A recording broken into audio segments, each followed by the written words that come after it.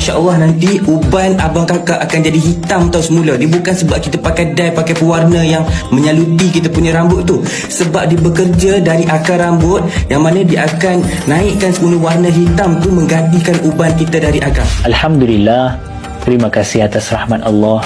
Saya berdoa setiap hari. Saya selalu berdoa kepada Allah, berharap dapat rambut hitam yang sihat. Akhirnya saya telah menyentuh hati Allah. Oleh itu, di bawah petunjuk Allah, saya menggunakan syampu rambut hitam ini setiap hari. Selepas menggunakan selama 7 hari, rambut putih mula berubah hitam. Selepas habis 1 beg, semua rambut putih berubah hitam.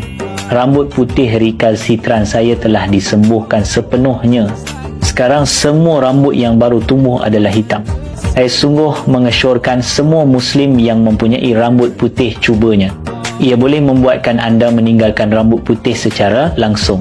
Kerana bahan mentahnya guna 10 jenis herba seperti Polygonum multiflorum dan cendawan hitam lingzi, boleh menambah unsur surih yang diperlukan untuk penghasilan melanin, menggalakkan sintesis sel melanin, membuatkan rambut baru yang tumbuh hitam dan kukuh.